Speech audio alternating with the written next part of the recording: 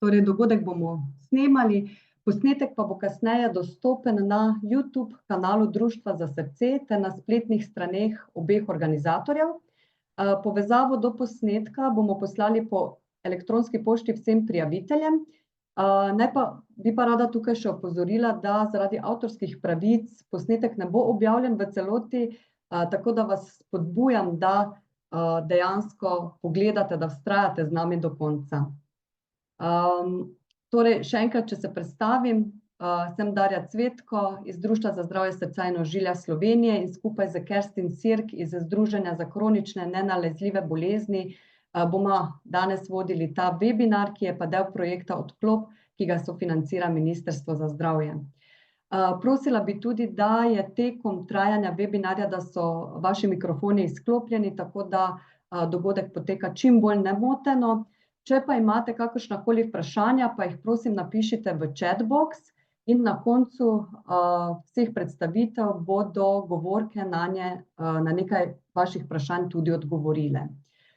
Torej, če gremo kar na samo vsebino, digitalni svet je postal neločljiv del vsakdana mladostnikov, od šolanja, druženja, zabave, pa vse do kreiranja in vpliva na samo podobo in identiteto.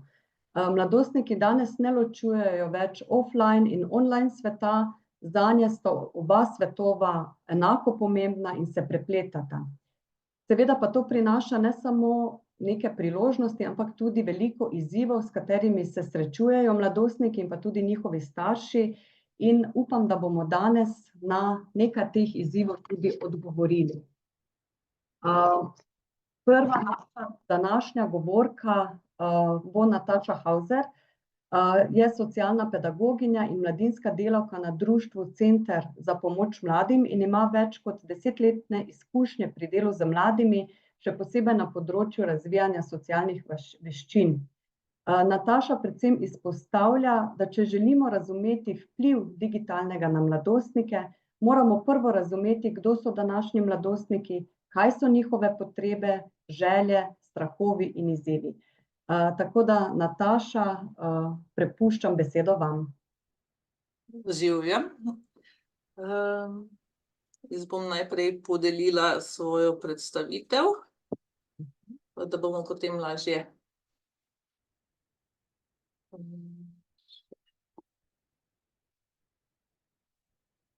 Takole, se vidimo?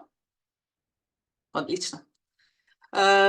Tako kot je že Darja povedala, sem Nataša Hauser iz Društva Center za pomoč mladim. V predstavitvi sami bom omenjala kratico CPM, da bo hitreje. Ampak ja, smo pa mladinska organizacija, ki delamo z mladimi sicer od 15 do 30 let.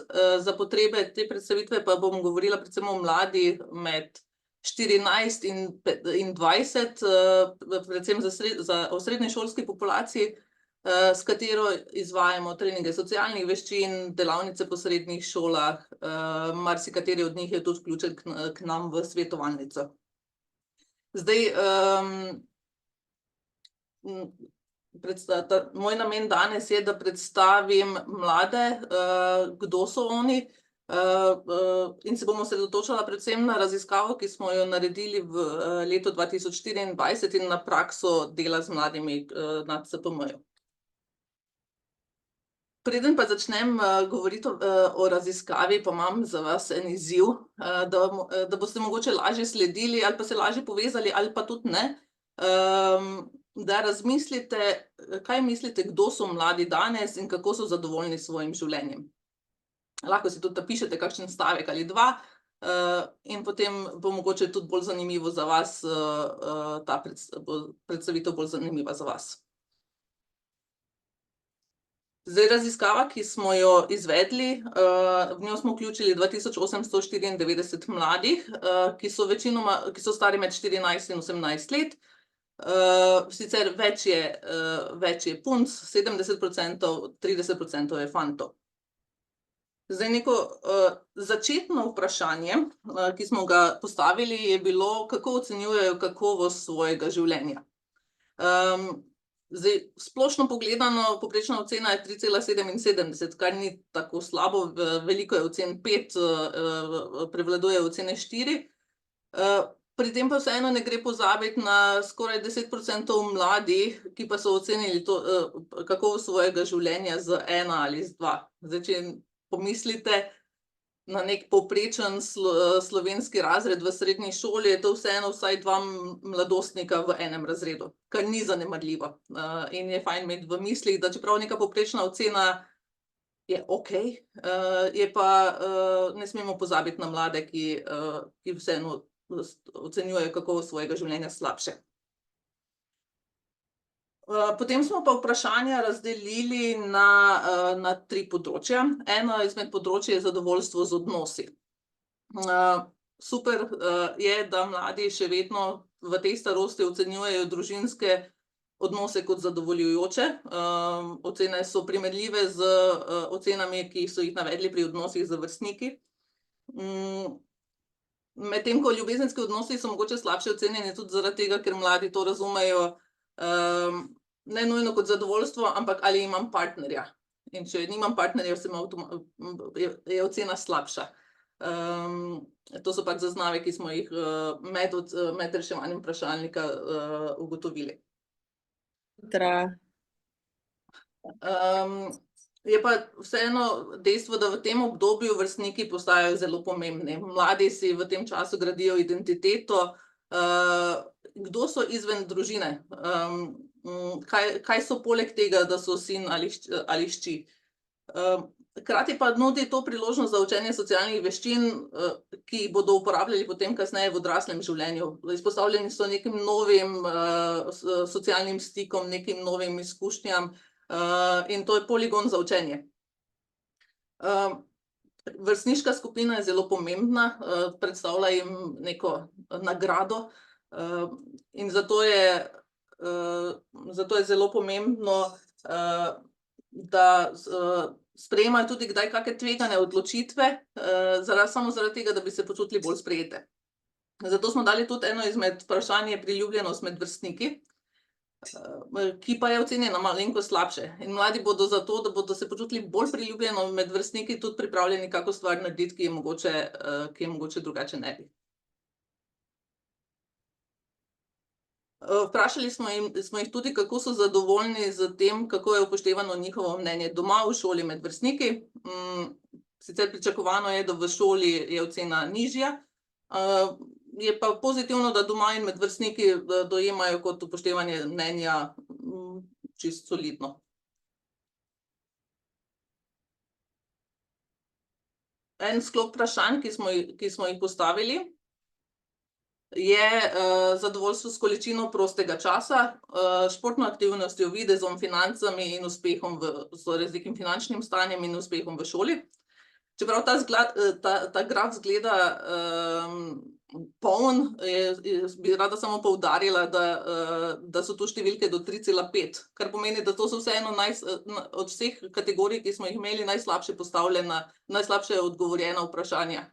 Mladi, to so področja življenja mladih, s katerimi mladi so še vedno okej, zadovoljni, ampak manj v primerjavi z nekimi odnosnimi zadevami. Mogoče kot zanimivost samo to, da večinoma so fantje odgovarjali na ta vprašanja z višjimi ocenami kot punce. Bi bilo za raziskati, zakaj, ampak samo kot zanimivost pa je fajn upoštevati tole.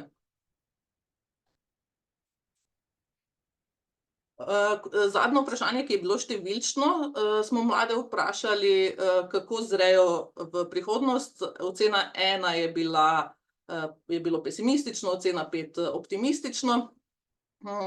In ta graf se kar lahko primerja z prvim grafom, z zadovoljstvom s kakovostjo svojega življenja. Povprečna ocena je 3,83, ampak spet ne gre pozabiti na teh 10% ljudi, torej 2 v nekem povprečnem slovenskem razredu v srednji šoli, ki sta zelo pesimistično naravnana, ko gledata v svojo prihodnost. Vsa nadaljnja vprašanja, ki jih bom predstavljala, so bila pa odprta vprašanja, ker so mladi predstavljali svoje odgovore in bomo mogoče dobili več vsebine. Spet pa vas tu povabim v en razmislek, ki naj bo spet neka rdeča nit za predstavitev naprej. Predstavljajte si, da ste stari 15 let, razmišljate o svoji prihodnosti in kaj je tisto, česa bi se pri 15, kaj bi napisali, česa se glede prihodnosti veselite in kaj vas glede prihodnosti skrbi.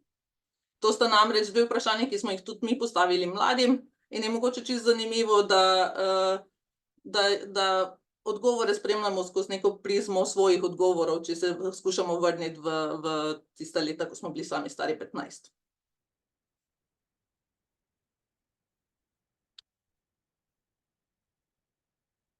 Zdaj, vse te odgovore smo pokodirali in smo izluščili neke osnovne kategorije, česa se mladi glede prihodnosti veselijo. Ključne točke, ki smo iz tega potegnili, so, da mladi skozi to izkazujejo potrebe po ljubezni, po podpori, po sprejetosti, potreba po biti slišan, slišana, potreba po varnosti, po samostojnosti, po druženju in zabavi. Pa bomo te potrebe pogledali skozi to, kaj so mladi pa dejansko napisali. Mene osebno je zelo presenetilo, da mladi stari 14, 15, 16 so v veliki meri na odprto vprašanje, česa se glede prihodnosti veselijo, napisali, da si želijo družine, imeti otroke. Ta potreba po neki sprejetosti, po neki skupnosti, po tem, da po ljubezni, po podpori, se zelo močno izraža. Na splošno se pa veselijo življenja, vsega, kaj jih še čaka, doživeti, uspehov, veselja. Močno zastopana je tudi samostojnost, svoboda, neodvisnost. In mladi tudi dosti poudarjajo ta nek prosti čas. In spet fajn je imeti v oziru, da to so odgovarjali, ne vem, 15-letniki, na odprto vprašanje in ena izmed stvari, ki so jih napisali, so potovanja, prosti čas, hobiji in da se tega v prihodnosti veselijo. Veselijo se službe in neke denarne samostojnosti in v tej službi tudi so pisali v kontekstu tega, da si želijo tudi dobro službo, ne želijo si službo, kamor bi z veseljem hodili. Ni bila samo služba sama po sebi. In tu je veliko druženja, imeti partnerja, svoje stanovanje, neka ta samostojnost. Očitno neka prelomna točka v življenju mladih je, da bodo dobili vozniški izpit. To je bilo kar velikokrat poudarjeno. In pač ja, veselijo se neke polnoletnosti, odraščanja in da končajo šolo in da nek normalen potek življenja naprej. To so pa odgovori, ki so jih dali na to, kaj pa glede prihodnosti skrbi. Zelo jih skrbi finančno stanje, ampak ne samo v smislu, da bom imel denar, ampak veliko je bilo odgovorov, da bom imel dovolj denarja, da bom lahko hkrati preživljal družino in hkrati si privoščil iti na morje. Ali pa, ne vem, da ne bodo se preživljali iz dneva v dan. Veliko je bilo teh odgovorov. Skrbi jih neuspeh v izobrazbi, da jim ne bo uspelo doseči nekih svojih ciljev. Skrbi jih služba, ampak v kontekstu, da ne bodo brezposelni, da bodo službo sploh dobili, oziroma kakšna bo ta služba. Skrbi jih partnerstvo in tu spet ne samo, ali bom imela fanta ali punco ali pa ne, ampak ali bom našla partnerja, ki me bo spoštoval, ki bo pravi partner zame, za mojo družino. Napisano je bilo tudi, ali če bom našla partnerja, ki bo pravi oče mojim otrokom. Ampak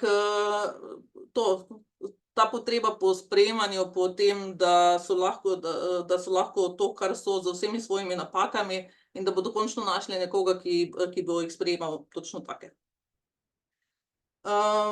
Meni presenetljivo je bilo tudi to, da kaj mlade glede prihodnosti skrbi. Kar velikokrat je bilo omenjeno, da neko mentalno zdravje, stres, izgorelost, da bodo nesrečni, osamljeni, neko to duševno zdravje v prihodnosti. In da bodo izgubili odnose s prijatelji. Tudi dosti jih vidi odnose s prijatelji kot nekaj, kar veselijo se novih poznanstev. In tu so pa pomembni ti prehodi iz osnovne v srednjo šolo ali pa potem na fakulteto. Velika so pričakovanja do tega, da bodo si vzpostavili neke nove odnose, kjer bodo lahko spet sprejeti in takšni, kot so. Mogoče pomembna je tudi, vmes so bila tudi izpostavljena, da jih skrbi to, da ne bodo razočarali staršev ali pa ljudi, ki jih imajo radi, in da bodo dosegli svoje cilje. Zdaj te ocene in izjave mladih veliko lažje razumemo, če pa hkrati razumemo, da je obdobje najstništva hkrati tudi eno izmed obdobij rasti in velikih sprememb v možganih. Razumevanje tega nam lahko pomaga pri razumevanju mladostnikov, in obdobje najstništva je drugo obdobje intenzivnejšega preoblikovanja možganov, začne se okrog 11. leta in traja nekje do 24. leta. Pri sprejemanju odločitev, reševanju konfliktov najstnikom pomaga amigdala, ki je povezana s čustvi, impulzivnostjo, agresivnostjo. Sprednji del možganov, prefrontalni korteks, se pa razvije kasneje, oziroma najkasneje v razvoju možganov. In ta pa je zadolžen za sprejemanje odločitev, načrtovanje, razmišljanje o posledicah, reševanje problemov, in zato se mladi večkrat odzivajo zelo čustveno, včasih res drugače ne zmorejo. Hkrati se šele razvija abstraktno mišljenje, zato se nam pogosto zdi, da so mladi v središču sveta, oziroma da v središče sveta postavljajo sebe in težko vidijo svet iz perspektive drugega. Tudi zelo malo je bilo odgovorov, kaj jih skrbi glede prihodnosti. V bistvu res minimalno, da jih skrbijo vojne, podnebne spremembe in podobno, ampak večina odgovorov je bilo osredotočeno na to, na njih. Vsem tem vedenjem o mladih pa se je smiselno vprašati, kako lahko mlade podpremo. Primarne potrebe mladih še vedno ostajajo ljubezen, sprejetost, varnost, zabava, pa vendar mladi danes živijo v svetu, ki pa je dinamičen, hitro se spreminja, informacije so dostopne bolj kot kadarkoli, priložnosti je ogromno. Ampak hkrati se pa malo zdi, kot da to ni nekaj, kar jim pomaga, ampak nekaj, zaradi česar morajo biti dodatno opremljeni, zato da lahko v tem svetu pač usmerjajo svoje življenje tako, kot želijo. In mogoče ta vloga odraslih, dokler se ne razvije ta prefrontalni korteks, je pa, da nadomeščajo prefrontalni korteks. In kje mladi potrebujejo podporo? Pri vseh nekih, zdaj te stvari, ki so tukaj napisane, so izluščene iz tega, kar so mladi rekli, da jih skrbi. In če z nekimi temi veščinami bi verjetno teh skrbi bilo manj.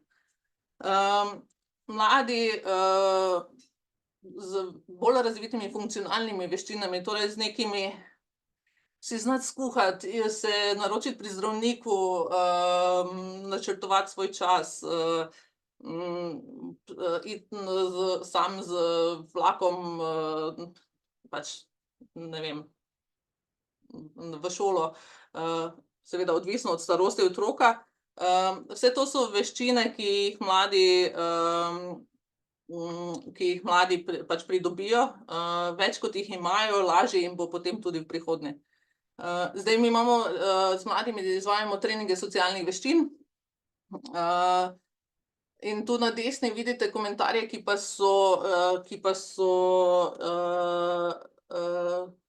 so jih mladi zapisali kot evalvacijo naših programov.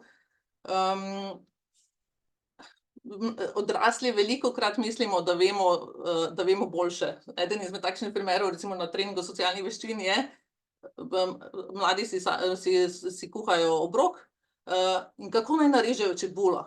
zakaj je moje mišljenje, kako je prav narezana čebula, bolj prav kot to, da oni sprobajo, pa mogoče naredijo napako. Saj bo gotovo, ko bo dal žlico v usta, pa bo gotovo, da tole, da ni optimalno. Ampak to, da mladim dovolimo, da tudi kakšno napako naredijo, ker iz tega se bodo samo naučili novih stvari.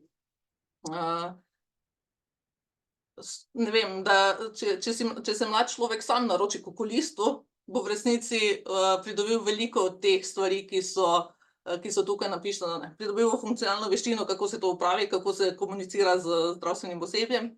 Hkrati bo lahko malo bolj pomirjen glede prihodnosti.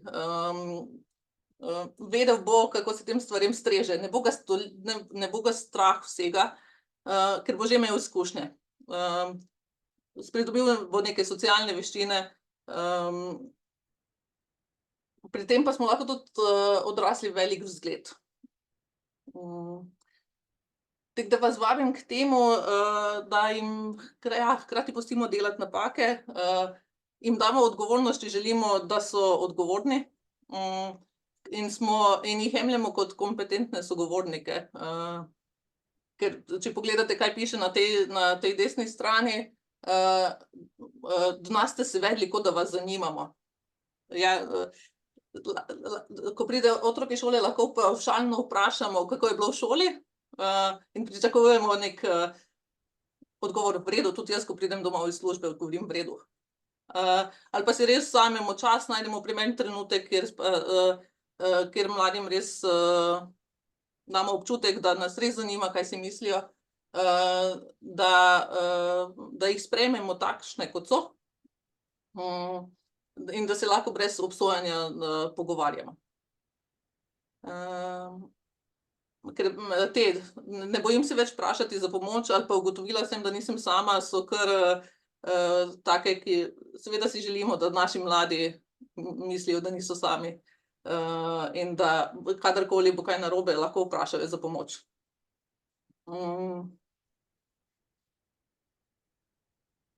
Zdaj, tole je po moje to.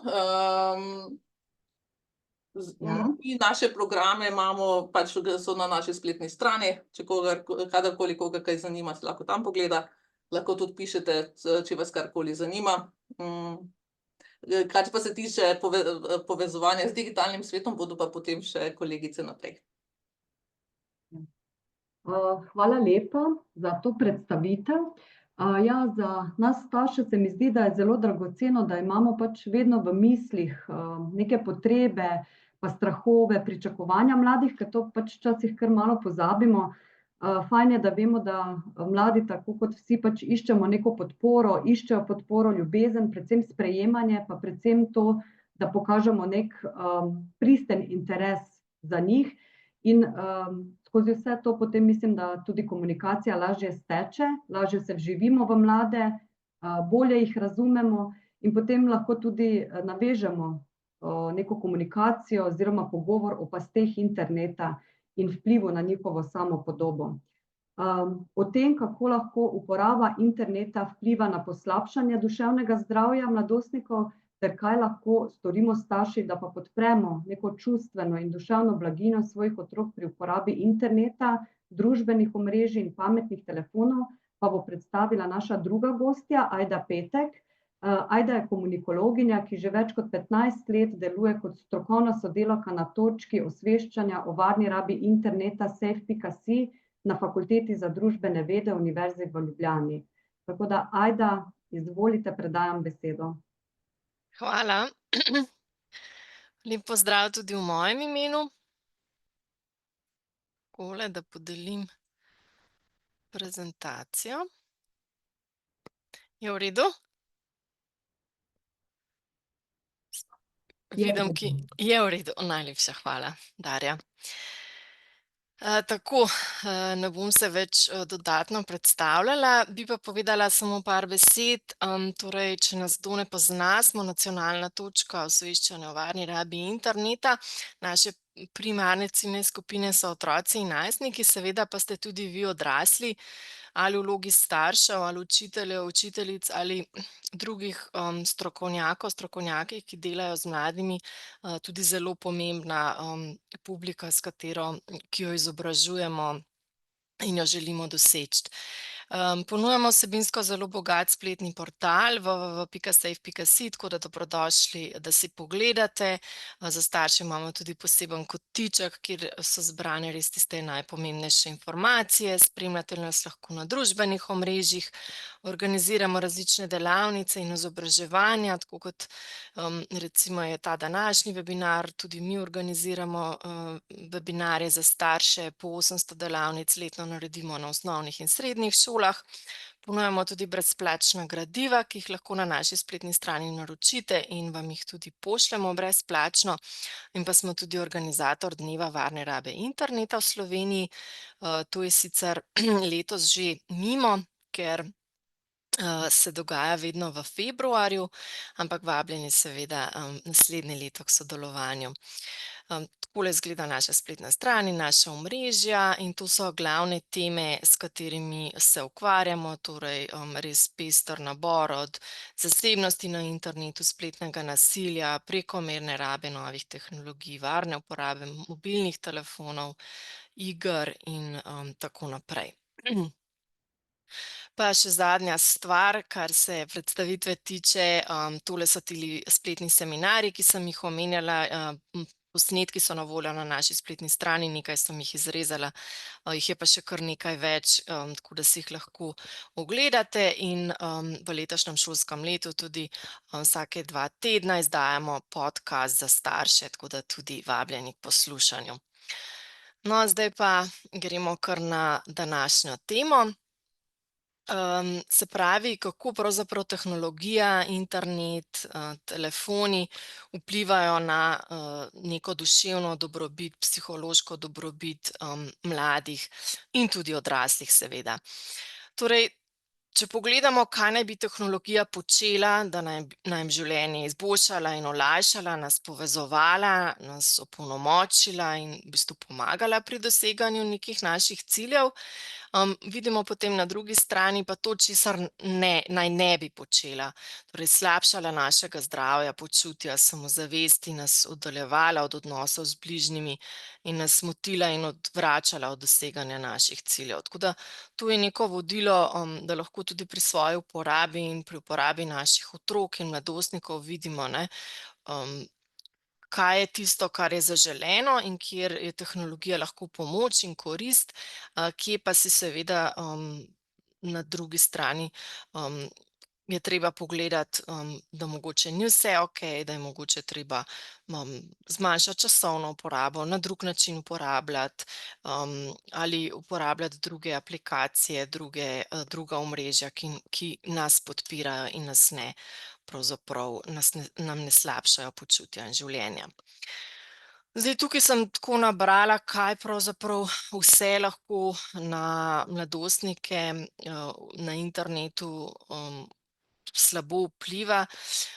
Zdaj, danes ne bomo imeli časa pogledati vsega podrobno, ampak samo tako, da imate neki pregled, ne, od spletnega nasilja do prekomerne rabe interneta, spletne pornografije, širjenja sovraštva prek interneta, vpliv na samopodobo, odvisnost počutja od komentarja in všečkov, negativni informacijski mehurček, ti algoritmi, ki ustvarjajo pravzaprav lahko neko zelo negativno okolje na družbenem omrežju, ki ga mladostnik uporablja in ga lahko celo radikalizirajo ali mogoče porivajo recimo v neke vsebine, ki propagirajo samomor, samopoškodovanje in druge stvari, ki negativno vplivajo na njegovo počutje in dobrobit.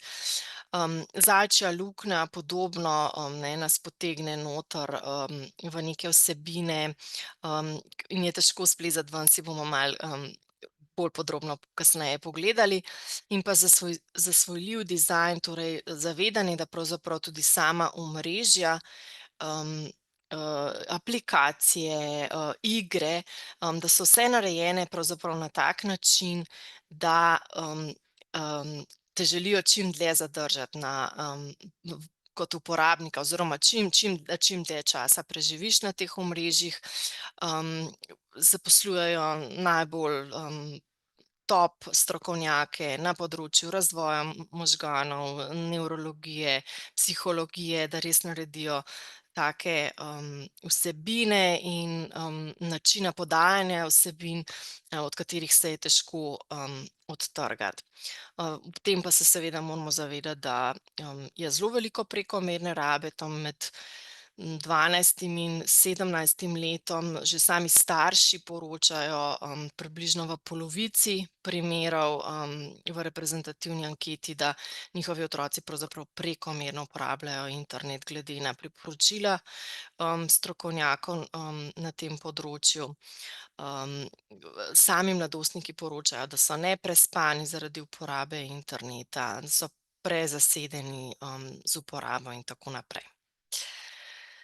No, zdaj bi se pa lotila teme tehle idealov, s katerimi so pravzaprav mladi bombardirani na internetu.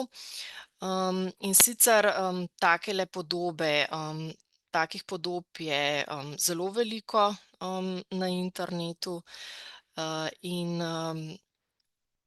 mladi so na nek način preplavljeni s tem in se s tem seveda tudi primerjajo, ne. Kako to vpliva na ljudi, na mlade, si bomo pogledali potem naprej v rezultatih naših anket. In ja, kar je tukaj pomembno, je, da taki posnetki niso niti resnični. Se pravi, nekateri so dejansko ustvarjeni z generativno umetno inteligenco, kar pomeni, da ti ljudje sploh dejansko ne obstajajo. Drugi pa so izredno obdelani računalniško, retuširani, photoshopani, filtrirani, ogromno ene energije, znanja je vloženo v to, da je pravilna osvetljava, da so res fotografije popolne, tako da se mladi pravzaprav primerjajo z nečim, kar sploh ne obstaja. In seveda, kako to vpliva na njih. Naša raziskava je pokazala, da kar skoraj polovica najstnikov že v osnovni šoli primerja svoj obraz in telo s popolnimi podobami vplivnežev, vplivnic, zvezdnikov in zvezdnic na spletu. Zanimivo, tudi 43% osnovnošolskih najstnikov tudi svojo fotografijo, ki jo naredijo z mobilnim telefonom, opremi s filtri. In kar je tukaj mogoče najbolj pretresljivo, je, da v bistvu tretjina dijakinj razmišlja o izboljšanju videza z operativnim posegom in tudi četrtina najstnic v osnovni šoli, to so dekleta od 7. do 9. razreda osnovne šole, in vsak 10. fant v isti starosti. Kot je tukaj že nakazano, ne, je pritisk na dekleta, kar se tiče videza in teh idealnih podob, večji na dekleta kot na fante. Vidimo tukaj na desno, v desnem grafikonu, ne, da več kot dvakrat več, skoraj trikrat več deklet kot fantov pravi, da se primerja s temi podobami na spletu. In kako potem to na njih vpliva?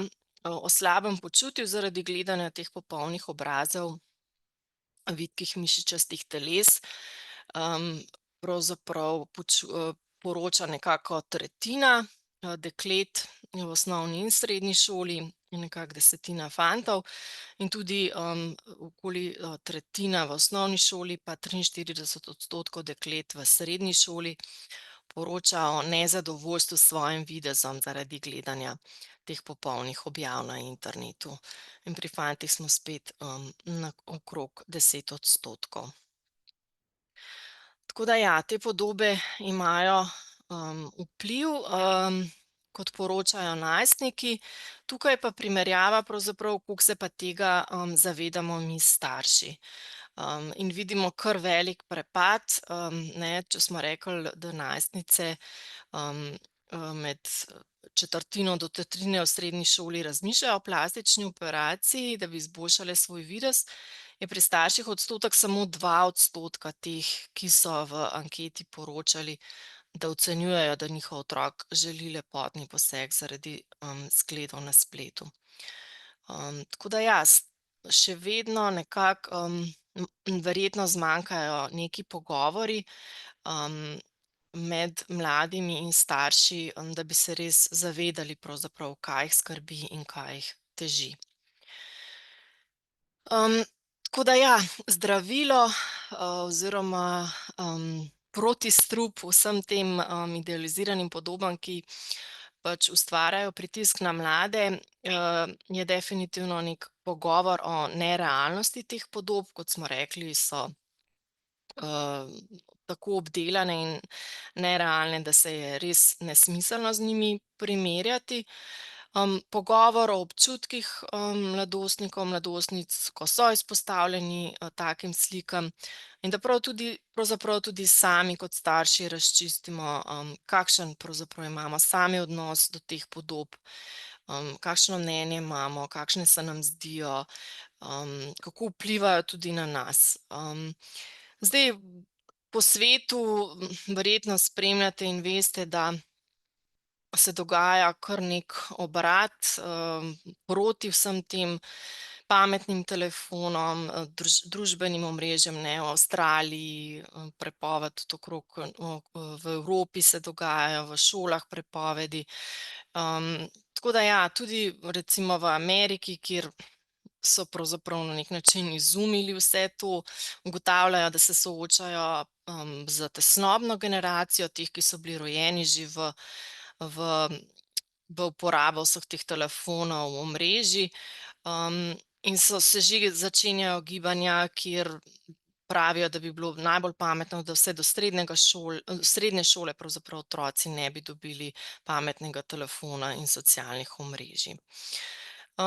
Ena rešitev je tudi označevanje slik kot obdelanih, to so tudi mladi v raziskavi potrdili, da bi jim pomagalo, da bi videli, da je nekaj res nerealno, da je obdelano ali z umetno inteligenco ali z drugimi orodji, da veš, s čim se pravzaprav primerjaš.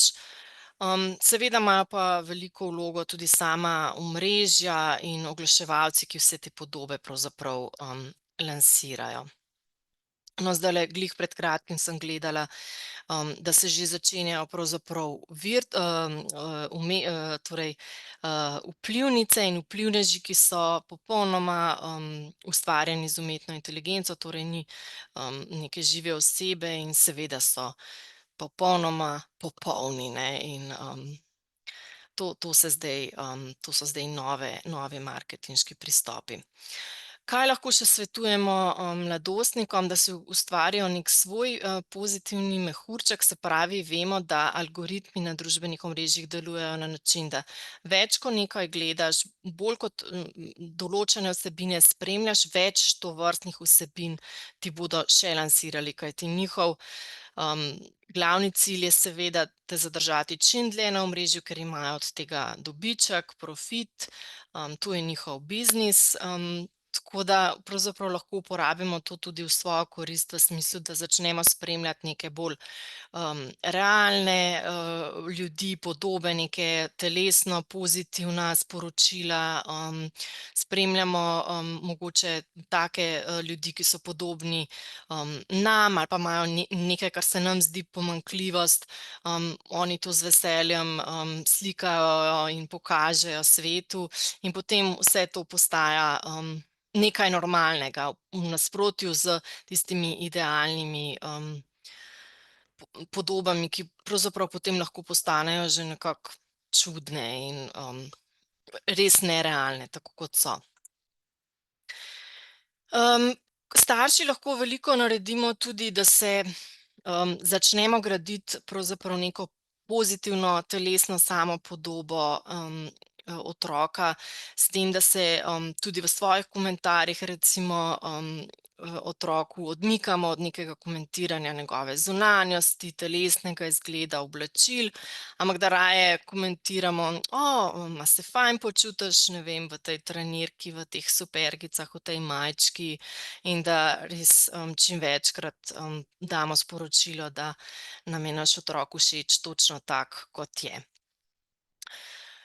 Seveda zelo pomembna stvar je tudi, kakšen zgled smo sami, kako sami sebe in svoje telo ocenjujemo, precenjujemo v ogledalu, kakšne komentarje mogoče dajemo, ki jih potem tudi naši otroci slišijo, in seveda vse to vsrkavajo in se iz tega učijo oziroma smo neki zgled. Tako da res premislimo in se ozavestimo pravzaprav, kako presojamo sami sebe in svoj izgled.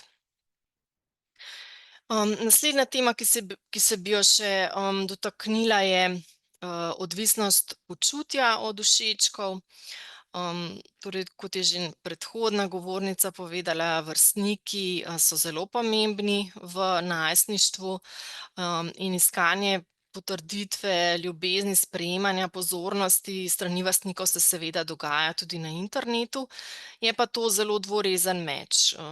Hitro te lahko razveselijo, ko so odzivi pozitivni, ne. Ko so pa negativni, je pa to zelo hudo, in to poročajo tudi recimo slavni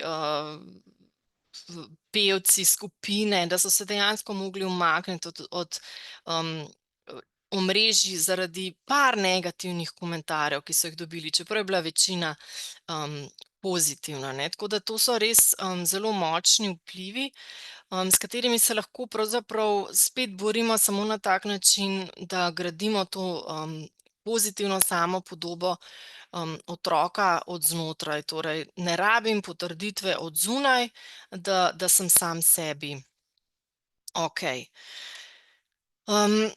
Najpogostejši razlogi za slabo počutje najstnikov, ki so povezani z internetom, iz naše raziskave, recimo so navajali izključenost iz skupine sošolcev na družabnem omrežju, da se nekdo norčuje iz njih na spletu, da vidijo objave zabav, na kateri niso bili povabljeni, da dolgo čakajo na odgovor na poslano sporočilo, in pa tole, kar smo, ta naša tema trenutna, ne, torej negativni komentarji na njihovo objavo in nihče ne všečka njihove objave.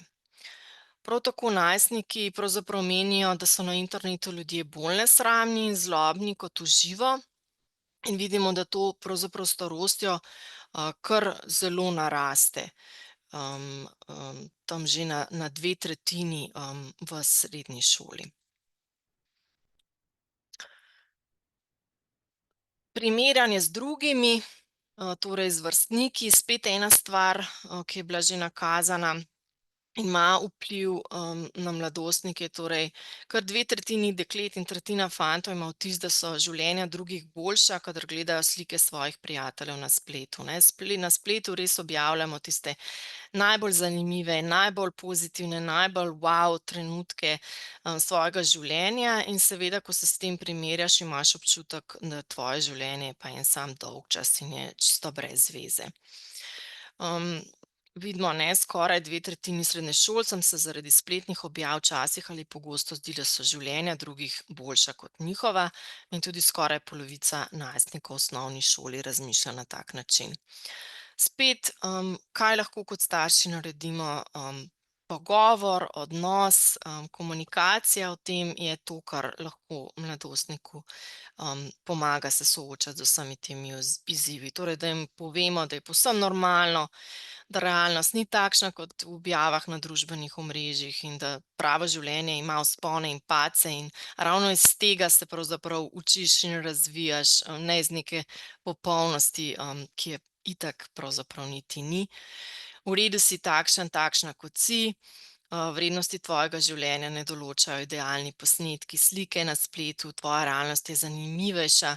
Sprejmi in sledi temu, kar si in kar je všeč tebi, svojim zanimanjem, talentom, ne, da jih res podpremo, da so to, kar so, ne pa da kopirajo in si želijo in se primerjajo z drugimi.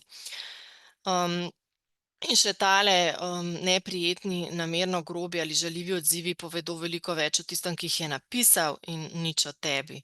In zase in svoje počutje lahko poskrbiš tako, da jih ignoriraš in se ukvarjaš samo s pozitivnimi. Ker vedno bodo tudi negativni komentarji, ampak naša izbira je pa, ali se bomo z njimi ukvarjali ali jih bomo pa blokirali, stišali in zignorirali. Še beseda o negativnih vsebinah. Veliko enih stvari je, tako kot sem rekla, lahko so neke radikalne vsebine, lahko gre za torej, pardon, zdaj me pa tlele nekaj obvešča. Okej. Torej, poveličevanje samomora, nekih spodbujanja k samopoškodovanju, ki sem omenjala, in ali pa vsi te popolneži in popolne osebe, ki objavljajo svoje slike. In treba se je zavedati, da pač lahko, da imamo sami tudi vpliv, da lahko preklopimo na pozitivno, da čim več blokiramo, stišamo, mute, torej tisto, kar nam ni všeč, se ne zadržujemo na teh vsebinah in namensko iščemo nekaj, kar je za nas spodbudno, blagodejno, kar dobro vpliva. Tukaj spodaj pa pravzaprav navajam iz ene avstrijske raziskave, kaj so pa sami recimo najstniki povedali, da jim koristi, kadar se počutijo, da nekako internet in družbena omrežja slabšajo njihovo mentalno zdravje, torej da preživijo manj časa na družabnih omrežjih, da se tudi vzamejo odmore od uporabe, tudi kakšen dan, dva ali pa več, in da zavestno iščejo vsebine, ki jim koristijo, delujejo blagodejno, in da se odmikajo od vsebin, ki se tičejo lepote in fitnesa, ker so najbolj nekako toksične za njih. Tukaj še ena napotek v bistvu doktorja Gaborja Mateja, ki tudi govori o tem, da je naša kultura precej toksična in da je veliko pritiskov in da je pravzaprav internet in vsa ta omrežja tudi vse potencirajo, in on nekako predlaga empatijo kot pot iz tega, ne, torej do sebe in do drugih, se pravi, do nas kot staršev, do otrok, da pravzaprav čim bolj prepoznavamo počutje sebe in otroka, da dopuščamo ranljivost sebi in otroku, da se zanimamo za vzroke obnašanja sebe in otroka, da se ne obsojamo in čim bolj sprejemamo sebe in otroka in da zaupamo v človeški potencial sebe in naših otrok. Zdaj, kam se še vse lahko obrnete po nasvet, pomoč? Tukaj imamo res malo časa, tako da glih toliko, da dobite malo občutka, kaj se vse dogaja. Ogromno je zelo dobrih in zanimivih knjig, na katere se lahko obrnete. Tudi na internetu najdete različne spletne strani, članke, videe, podcaste, tudi skupine recimo in strani na družbenih omrežjih, ki se ukvarjajo z duševnim zdravjem, starševstvom, odnosi med starši, otroki in tako dalje. Centri za duševno zdravje obstajajo, mreža po vsej Sloveniji, različna društva, organizacije in seveda tudi družinske individualne terapije, otroški terapevti in podobno. Tukaj še en pregled naših gradiv, ki so tudi lahko neka iztočnica mogoče za pogovore z vašimi otroki in najstniki, o teh pa še drugih temah, kar se tiče varne, odgovorne in zdrave rabe interneta in mobilnih naprav. In s tem zaključujem, upam, da sem se vsaj približno držala časa. Najlepša hvala, tule je pa še moj kontakt, če bi me kdo želel še kaj dodatnega vprašati ali naročiti kakšno gradivo ali karkoli. Hvala.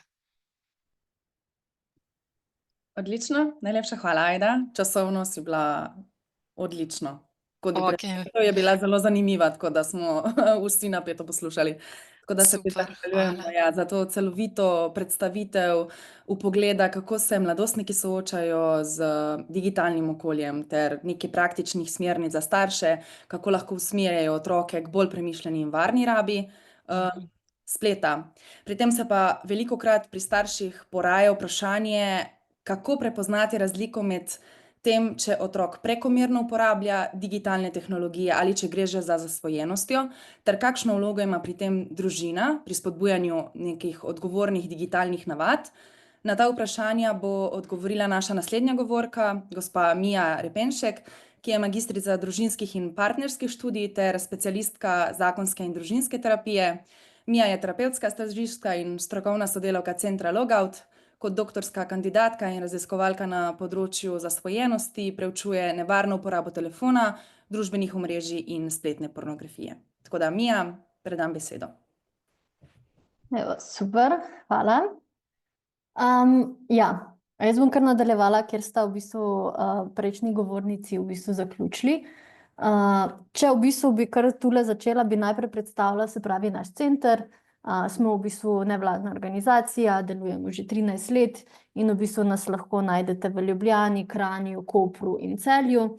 Jaz bi v bistvu tukaj čisto na začetku, poleg tega, da ponujamo, se pravi, brezplačna svetovanja, v bistvu izpostavlja še naš digitalni detoks, ki ga izvajamo skupaj z Mladinskim klimatskim zdraviliščem Rakitna. Zdaj, zakaj je ta detoks v bistvu sploh se v bistvu vzpostavil, zakaj ga imamo?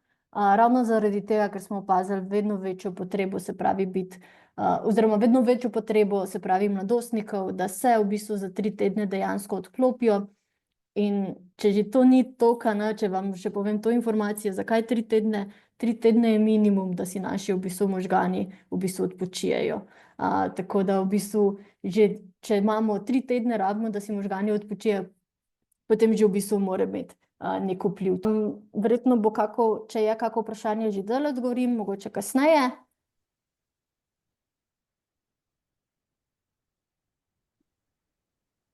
Super, iskrena hvala, Mija.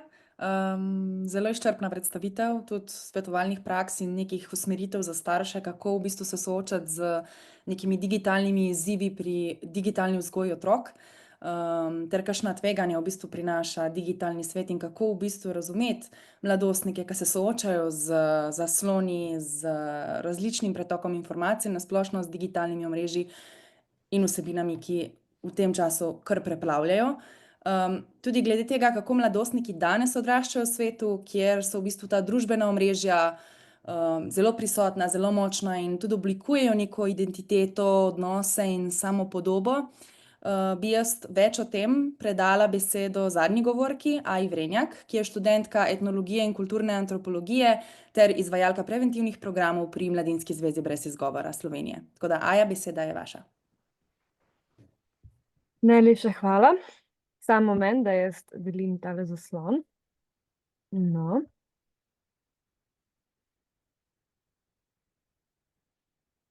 Evo ga. No. Super. Dober večer. Dajmo skupaj zdržati še teh zadnjih, upam, da 20 minut. Moje sogovornice so že zelo izčrpno naslikale neko jasno podobo stanja odnosa mladih do in z socialnimi omrežji in podale neko odlično strokovno podlago. Jaz bom specifično delila z vami neko perspektivo iz prve roke, za kontekst, stara sem 21 let, torej sem glih iz te generacije, ki jo naša organizacija brez izgovora targetira. Mi targetiramo načeloma tam od enega 5. razreda do 2. letnika srednje šole.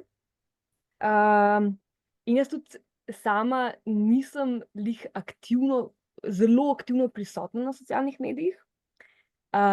Sem pa glih dovolj, da se mi zdi, da če to povežem skupaj s svojo izobrazbo, svojim antropološkim ozadjem in svojim delom pri organizaciji No Excuse, brez izgovora, da imam potem, da v bistvu nekako mi to poda nek unikaten vpogled v v vsebine, ki so direkt pred mano na socialnih medijih, kakor neke mehanizme zadaj za temi socialnimi omrežji. Tako da ja, lahko bi rekla, da jih razumem, ampak da jih zmoremo pozvati iz distance. Moje sogovornice so že, kakor sem rekla, podale enih izčrpnih informacij, jaz jih bom v bistvu samo mogoče malo dopolnila, nadgradila, podala mogoče kakšne izrazoslovje ali pa spet kakšno perspektivo, čisto iz pozicije mlade osebe oziroma osebe, ki je zelo vpletena načeloma v ta internetni svet. Za začetek malo konteksta, takega zgodovinsko-kulturnega, čisto na kratko, ker so spet moje sogovornice že ful izčrpno to podale. Mediji pogojujejo način podajanja in procesiranja informacij, kar v bistvu pomeni, da tehnološke spremembe na novo definirajo jezik in kulturo. Vedno znova, ko je prišel Telegram, je predtem so bile informacije, prenos informacij bil počasen, pač pisma so bila, ti si mogel čakati ful dolg časa, da si dobil tisto pismo. S Telegramom hitrost informacij se eksponentno pospeši in s tem tudi naše dojemanje teh informacij in tudi kvaliteta teh informacij čedalje upada, ker ljudje hočejo informacijo čim hitreje, ni več tako mar za vsebino informacije. Na žalost, naša evolucija ne dohaja čist našega tehnološkega napredka. In to se potem tudi je zelo razvidno iz tega, kako hitro nas ta neka moderna tehnologija uhakla našo pozornost in nas zasvoji. Nimamo časa predelati teh informacij, ker so tudi te informacije narejene na tak način, da informacije, ki nam jih ta socialna mreža ponujajo, so na tak način narejene, da probajo, da ponavadi nam podajo minimalen kontekst, zato ker želijo v nas vzbuditi neko čustveno reakcijo, ker ta čustvena reakcija potem spodbuja neko nadaljnjo interakcijo z medijem, na katerem smo. In pa vrednost vsebin, ki jih konzumiramo, je v tem, a so zabavne oziroma a pritegnejo našo pozornost. In na žalost zabavno danes, ker smo spet v dobi hitro izmenjujočih se informacij, zabavno velikokrat pomeni plehko, neumno, vsaj v kontekstu tudi moje generacije. Moje kolegice so že omenjale algoritme, mehurčke. Jaz bi samo tukaj dodala, da se pravi algoritem, čisto na kratko, to je neko v bistvu izvrševanje neke sekvence navodil v ozadju teh aplikacij, katerih cilj je, da nas zadržijo na tej aplikaciji čim dalj časa. Mislim, da je gospa Ajda omenjala te mehurčke in sicer, da pač je naloga teh algoritmov, da po eni strani nam ponujajo čim bolj take vsebine, ki nas bodo čim bolj pritegnile, in tukaj bi jaz dodala, da nam ponujajo čim bolj take vsebine, da nas čedalje bolj specializirajo v neke okvirje, zato ker potem tem specializiranim okvirjem je potem zelo veliko lažje ponujati neke specializirane oglase. Se pravi, namen teh mehurčkov je, da pač da lahko čim bolj profitirajo od nas, pika, ne samo od mladih. Mladi smo na žalost bolj na udaru pri tem. Zaradi tega fizičnega razvoja, zaradi, kot so že moje kolegice omenjale, nekega pritiska vrstnikov itd.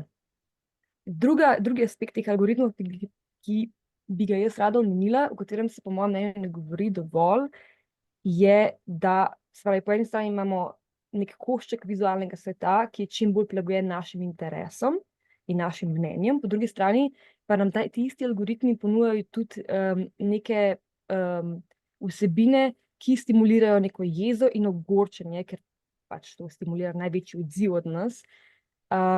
In nas pač ti isti algoritmi bombardirajo z nekimi ekstremnimi mnenji, ki so drugačni od naših. In to nas potem še bolj zapira v te mehurčke, zato ker če nas nekdo od zunaj ful pač napada, se bomo zaprli za tisto, kar nam je znano in tisto, s čimer se poistovetimo. Temu se na internetu v moji generaciji reče rage bait. To so RageBait so specifične vsebine, ki jih influencerji objavljajo na socialne medije z namenom, da sprovocirajo nek odziv od pač gledalca, poslušalca.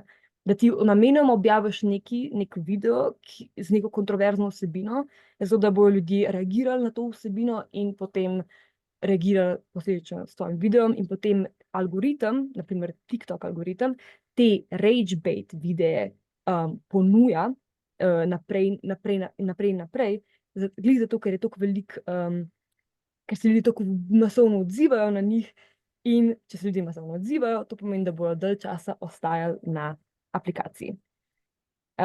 Torej nam obenem pač te aplikacije prodajajo in utrjujejo identiteto in nas hujskajo proti tistim, ki so jim prodali drugačno identiteto. In ko konstantno živimo v ekstremih. In v teh ekstremih se potem znajdejo vaši otroci.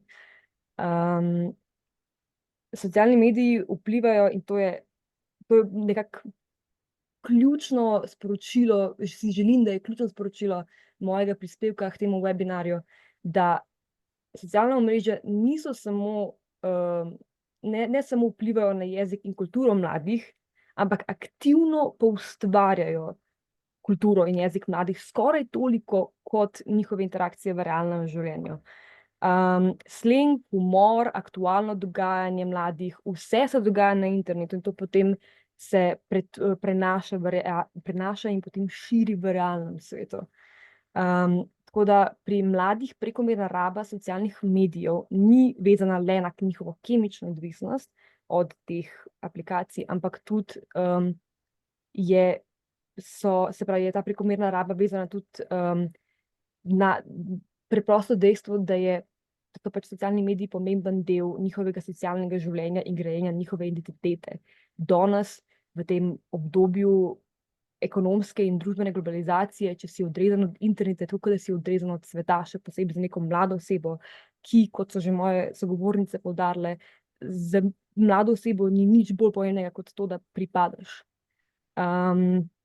Tako da ni samo, ko govorimo o neki prekomerni rabi in pri odvisnosti od socialnih medijev, ne gre samo za ne morem nehati gledati smešnih videov, ampak gre pri mladih za ne bom razumel slenga in šal svojih vrstnikov in bom zato izstopal oziroma izgubil bom stike in priložnosti z ljudmi okrog sebe, če ne bom prisoten v tej virtualni sferi. Torej, povedal sem, da je sleng pogojen z razumevanjem mimov.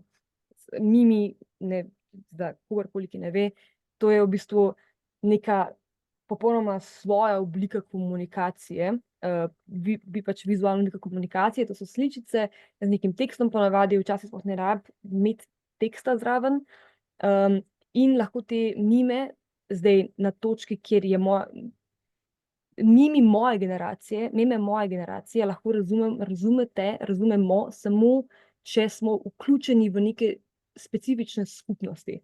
Se pravi, razumevanje teh mimov je intrinzično. Mimi so postali neka popolnoma svoja oblika komunikacije, ki nima nujno neke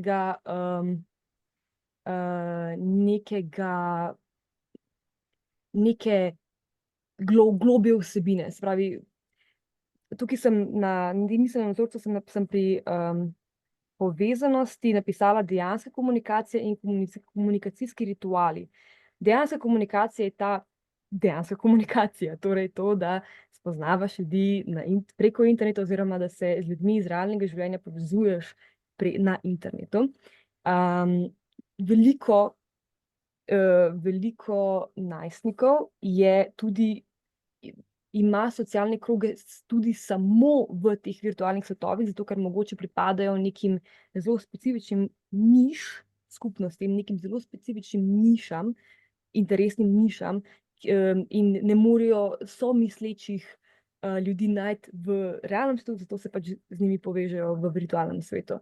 In veliko je tudi, oziroma vsaj jaz sem dosledila pač veliko nekih tudi strokovnih dokazov, da tudi neke vezi prijateljske, ki jih spleteš na socialnih medijih, dejansko so tudi totalno kredibilne povezave.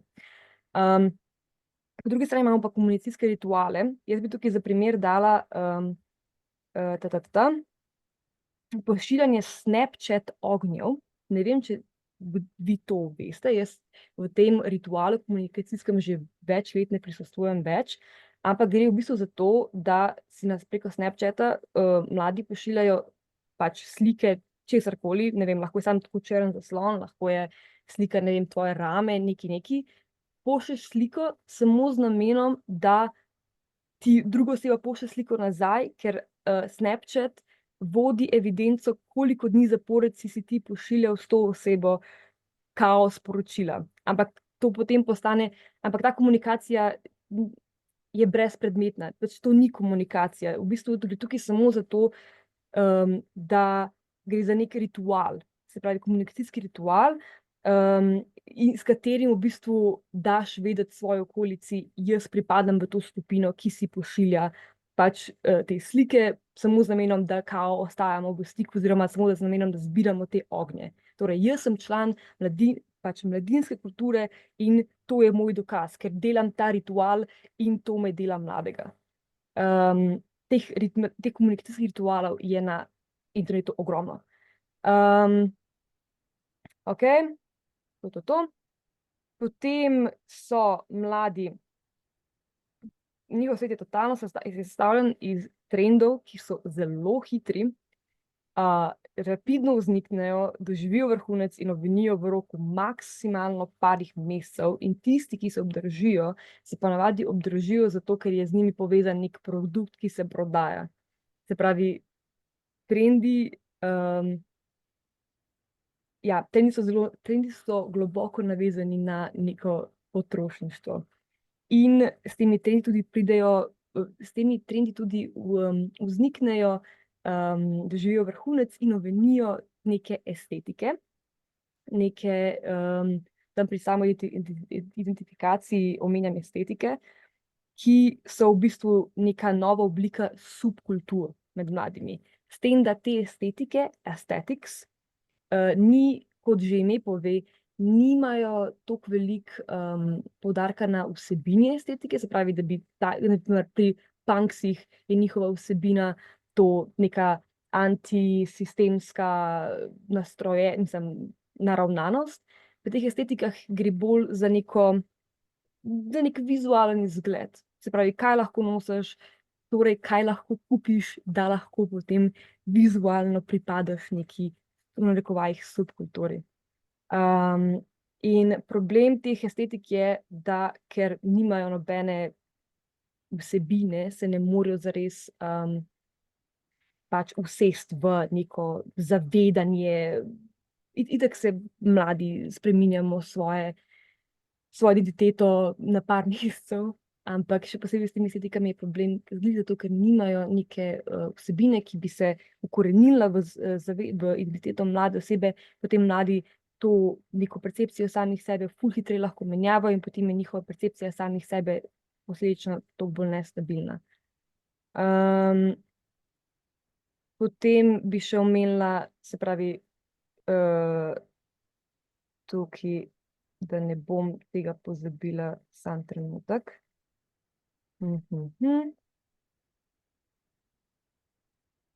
Kje sem pa to izgubila?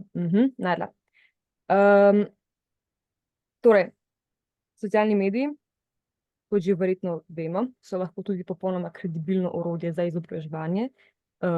Jaz sama sem to predstavitev pripravila s pomočjo raznoraznih video esejev, ki sem jih pogledala na YouTubu. Načeloma pa, na žalost, kot sem rekla, informacije morajo biti zabavne, zabavno je ponavadi pleho. Mladi načeloma posegajo bolj po nečemu, čemur se v angleščini reče short form content, se pravi vsebine krajšega trajanja.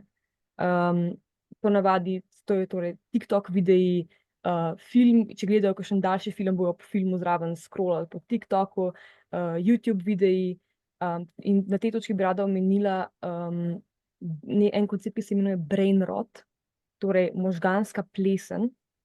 ki so neke vsebine, ki nimajo nobene sporočilne vrednosti in so samo šokantne in neumne in so zato zabavne.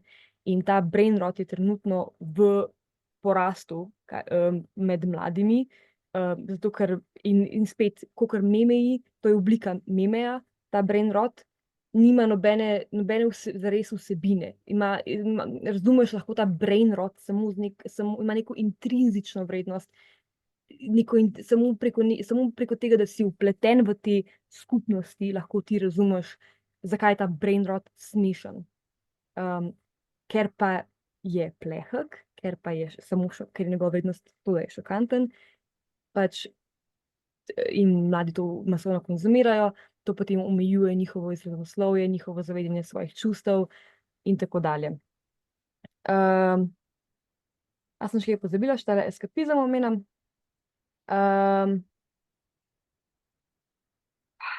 Pri temu eskapizmu je pa, se pravi, brain rot je potem tudi oblika eskapizma. Mislim, da je moja kolegica Lih prej omenjala, da mladi uporabljajo pač socialne medije za neko čustveno regulacijo in ta brain rot je ena glavnih oblik, kako mladi velikokrat uporabljajo, glih zato, ker ne rabiš nič razmišljati o tem, ko gledaš ta brain rot. Pač mladi potem to za potrebe čustvene regulacije največ konzumirajo.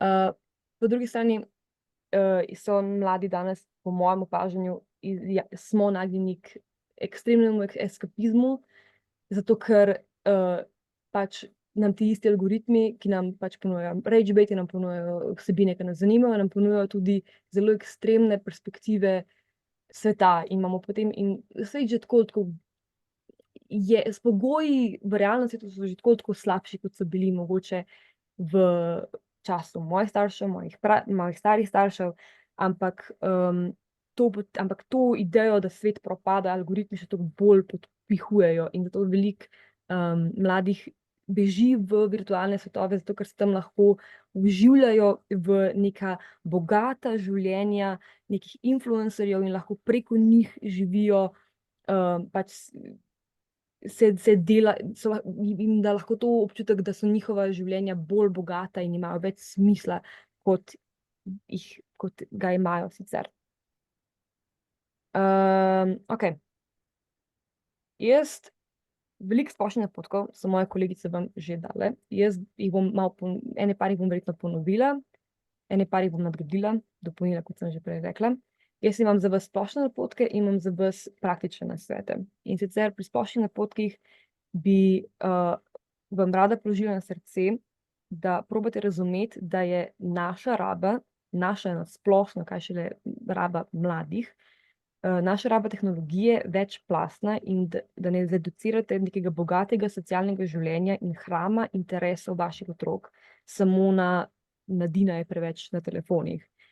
Ker je res, da smo preveč na telefonih, ampak mislim, da se je že moja kolegica prej vprašala, zakaj smo preveč na telefonih. Se pravi, treba je jaz bom še enkrat ponovila, empatija je drug do drugega, ampak predvsem vas do vaših otrok je izjemno pomembna tukaj. Se pravi, zdi se mi vredno vzpostaviti nek dialog o tem, kako se počutijo na internetu, se pravi, predvsem kakšne vsebine konzumirajo, a je to brain rot, a je to, se pravi, nek short form, a je se pravi, neka krajša oblika, ali je mogoče to long form, se pravi, konzumirajo neke video eseje, neke večurne videe in ne vem, podcaste in take stvari. In pa predvsem, da z njimi skupaj reflektirate, kakšen vpliv mislijo, da imajo te vsebine na njih.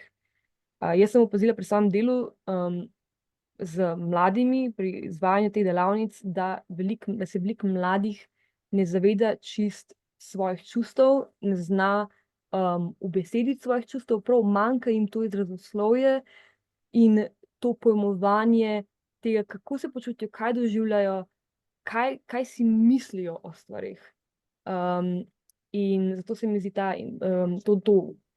kako oni mislijo, da te stvari na njih vplivajo, zelo pomembno.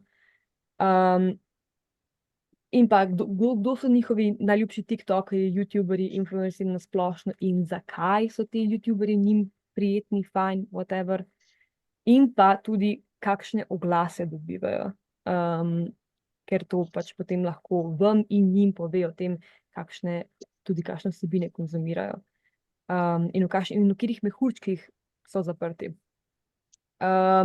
Čim hitreje jih na nežen in obziren način seznanite z neprijetnimi ali celo nevarnimi vsebinami, ki jim bodo mogoče priča na socialnih medijih. To predvsem velja za mlajše otroke, ker vam lahko zagotovim, da so tam, dalj časa, kot so otroci na internetu, se bodo ziher na žalost srečali z zelo nasilnimi vsebinami in se tudi zato splača z njimi pogovoriti, kakšnim takim vsebinam so že bili priča. Tudi jaz bom poudarila oporo brez obsojanja, se pravi, da se lahko to je tak zelo splošen napotek za katerokoli sfero njihovega življenja, ki se mi zdi toliko vreden. Se pravi, da se lahko na vas obrnejo, če pristanejo v neki kočljivi situaciji oziroma naredijo napako, da jih ne boste obsojali, da boste tam za njih in jim povejte to. Lahko zdi se vam, da oni to mogoče vejo, mogoče se vam zdi, da oni to vejo, ampak jaz sem obljubim, da mladi na to pozabijo, se tega ne zavedajo, toliko so v svojih glavah skozi, da pozabijo, da obstaja življenje zunaj njih in da so ljudje, ki jih imajo radi in ki jih podpirajo, spomnite jih, da ste vi tam za njih in boste tam za njih. Ne samo reči, jaz sem tam zate in potem se jeziti na njih, ko pač naredijo napako. Predvsem, kar bi tukaj poudarila, je, da se pravi, vsi napotki, ki so jih moje kolegice dale do zdaj in vsi napotki, ki jih dajem jaz, tukaj bi jaz ful vam položila na srce, da jih ne silite v te pogovore in predvsem, da če imate te pogovore z njimi, da ne posegate v njihovo intimo in zasebnost. Se pravi, da jim dovolite, da z vami delijo toliko, kolikor so oni pripravljeni z vami deliti. Da jih ne silite, da vam pač kažejo svoj telefon in ne vem kaj še vse. Tudi te aplikacije, ki nadzorujejo telefone, so do neke starostne skupine mogoče smiselne, recimo tam do enega 12-13 leta, od tam naprej 14-15 že jemljite jih resno, jemljite svoje otroke resno, jemljite jih, kakor si želite, da bi nekdo v vas tretiral. To vam jaz polagam na srce. In pa bodite dober zgled, to smo tudi že povedali, in pa izobražujte se o neki moderni mladinski kulturi. Potem se zavedajte, da nikoli ne boste do potankosti razumeli moderne mladinske kulture, zato ker pač, če pripadate generaciji, se pravi, to je generacija X, to je predmilenijsko generacijo, se vaši možgani razvijajo z neko opremljivostjo, počasnostjo, zanesljivostjo in fizično omejenostjo analognih ali zgodnje digitalnih tehnologij. In vaši otroci odraščajo v totalno drugačnih svetovih. Jaz vam tukaj spodaj sem navedla, mogoče ga lahko potem prekopiram v chat, en seznam YouTube video esejev, iz katerih sem tudi jaz črpala za to predstavitev in ki se mi zdi, da na zelo artikuliran način in spet iz perspektive mlajših oziroma mladih ljudi podajajo te neke podobne informacije in malo bolj poglabljajo to, kar vam jaz zdaj razlagam. Zdaj pa še pri praktičnih nasvetih, jaz predlagam, da si mogoče ta del tudi poslikate, da boste imeli nekje na lagerju, ker te stvari se hitro pozabijo. Predvsem gre tukaj za treniranje neke pozornosti, da bodo lahko v svojem življenju potem mladi lažje sledili, kaj se dogaja okrog njih. Spodbujanje konzumiranja dalj trajajočih vsebin, se pravi long form content. Tukaj spet gre za neke poučne in zabavne vsebine, kot so na primer tisti videi v tistem seznamu, ki sem jih jaz dala. Tukaj predlagam, da če pač jim je težko slediti, ker je večina mladih navajena na zelo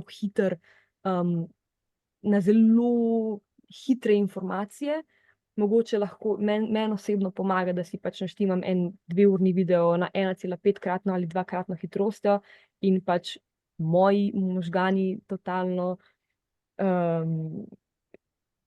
kako bi temu rekla, pod vplivom teh nekih hitrih medijev temu pač lažje sledijo.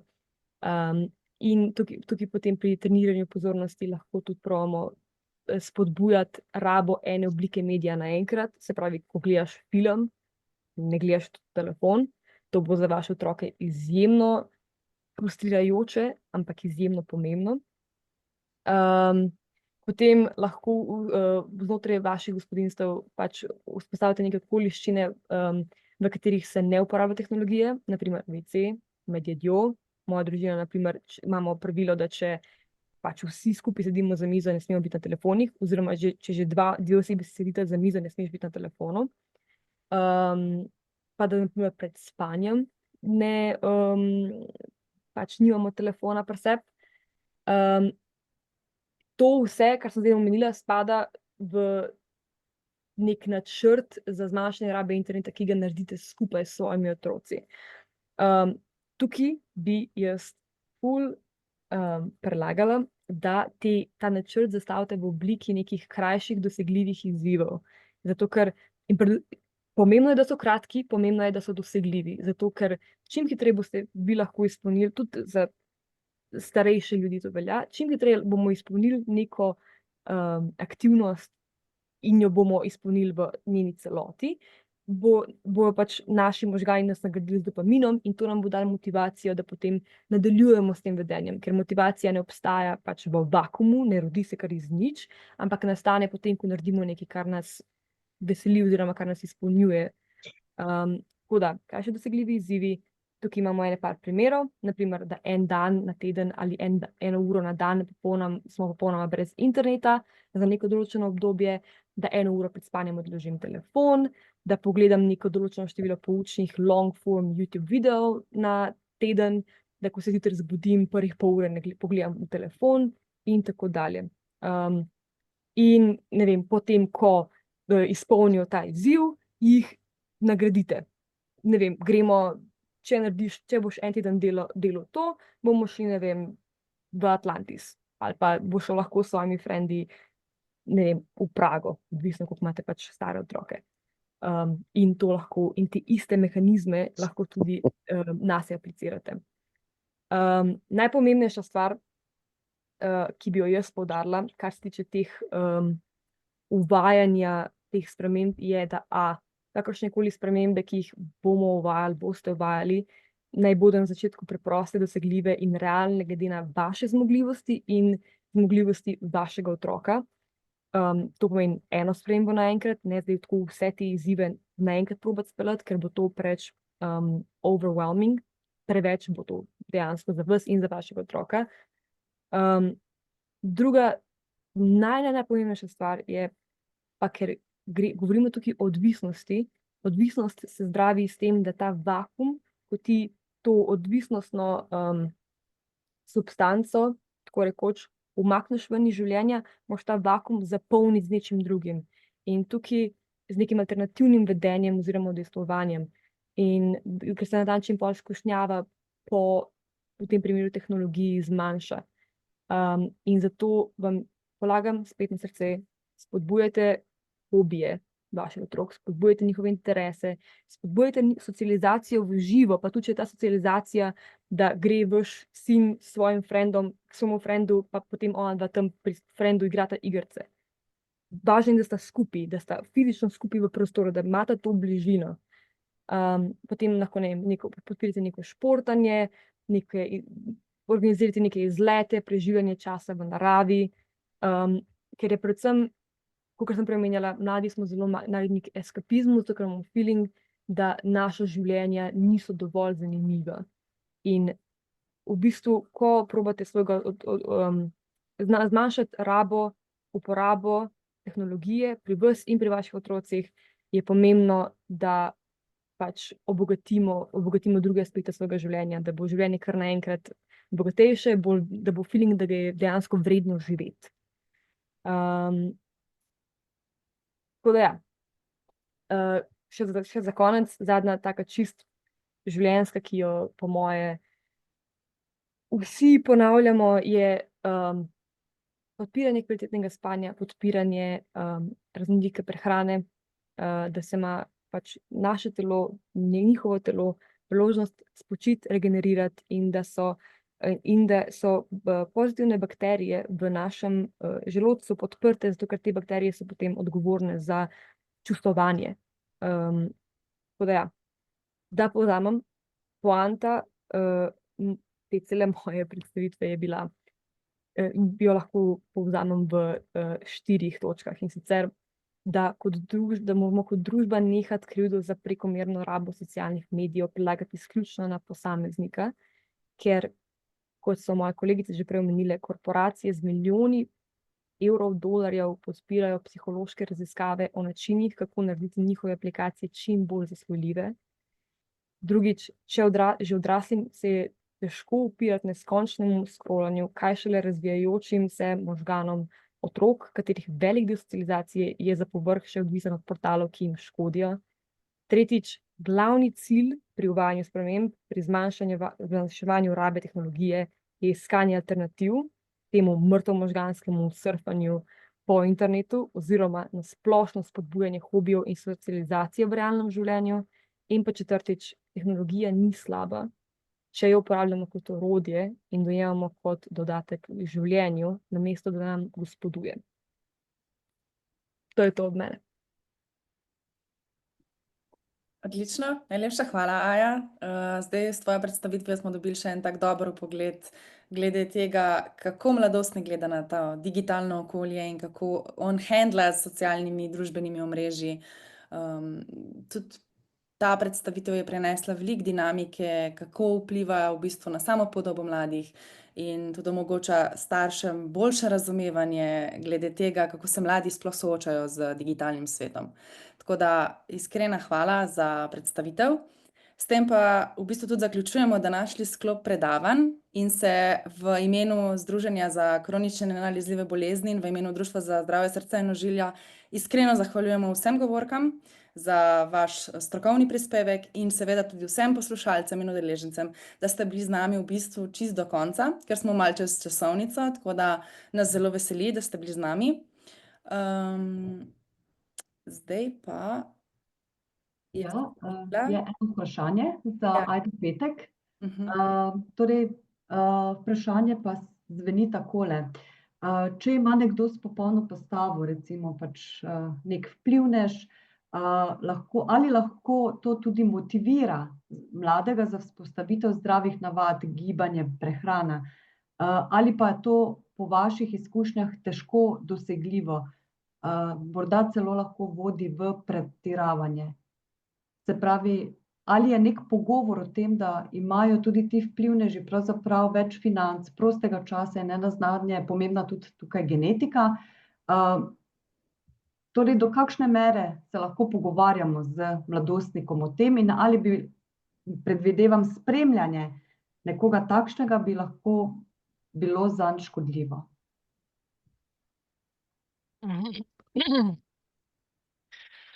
Ja, jaz mislim, da se definitivno lahko pogovarjamo tudi o tem, seveda, kakšne pogoje imajo te osebe, da lahko ustvarjajo take fotografije in take podobe same sebe. Mi smo to vključevali, no, tudi v naša gradiva in v naše delavnice, ko se pogovarjamo z mladimi o tem. Tako da ja, pač dejansko stojijo cele ekipe, kar pomeni ogromno enega denarja, da si lahko privoščiš, da izgledaš tako od fitnes trenerjev, prehranskih svetovalcev in tako dalje in tako naprej. Tako da ne, jaz mislim, da je to čisto na mestu pogovor, se mi ne zdi prezahteven. Seveda govorim od najstništva naprej, ne. Ugotovili smo, da tam v 2. triletju osnovne šole se marsikateri koncepti, o katerih smo se danes pogovarjali, da so prezahtevni, no, in da je v bistvu težko speljati neko delavnico. Je treba zelo prilagoditi jezik, koncepte, ker seveda ideja pa je, da jih čim prej na to opozorimo, preden so že vrženi, ne, v to situacijo, da so nekako posvarjeni oziroma, ampak ja, je zahtevno, je to kar velik izziv. Drugače pa, ja, zdaj tle je zelo tenka meja glede tega, kaj je lahko spodbuda za, kaj te pa lahko v bistvu ustvarja nek pritisk in deluje negativno nate, ne. Tako da, če znamo to super tanko mejo zaznati in gremo lahko samo do tega, da nas to na pozitiven način spodbuja, je lahko čist super. Ampak vprašanje, ne, tudi odrasli, koliko se sploh zavedamo, da smo pod vplivom vseh teh idealov, pritiskov, trendov, ki so že tako ponotranjeni, ne, popili smo jih z materinim mlekom in vsrkavali celo svoje življenje, tako da je res težko ugotoviti, kaj je res tvoje, pa kaj je zate dobro, kaj je pa nekaj, kar te v bistvu žene v resnici v neko nezadovoljstvo samo s sabo, samim sabo, večno stremljenje po biti boljši, biti lepši, biti popolnejši. Tako da lahko hitro vodi v pretiravanje. Mislim, da smo v današnji družbi bolj v smeri pretiravanja, kar se tega tiče. Da ne bom predolga, ker smo res že kar pozni. Mislim, da sem odgovorila, no. A smem jaz sam še nekaj dodati iz svoje perspektive? In sicer jaz osebno spremljam na primer YouTubeu kup enih fitness influencerjev, ki imajo zelo trezen in realen pogled in pristop, kar se tiče, ne vem, hujšanja in diet in tega.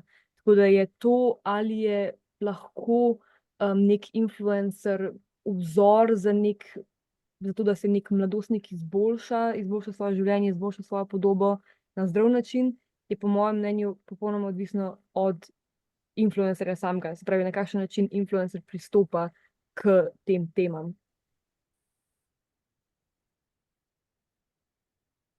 Ja, hvala, Aja, še za vaš pogled. Tako da zdaj, če ni nobenih vprašanj, torej res smo obdelali marsikaj, marsikatere podteme, težko je vse strniti, malo smo podaljšali, ampak mislim, da je bilo vredno.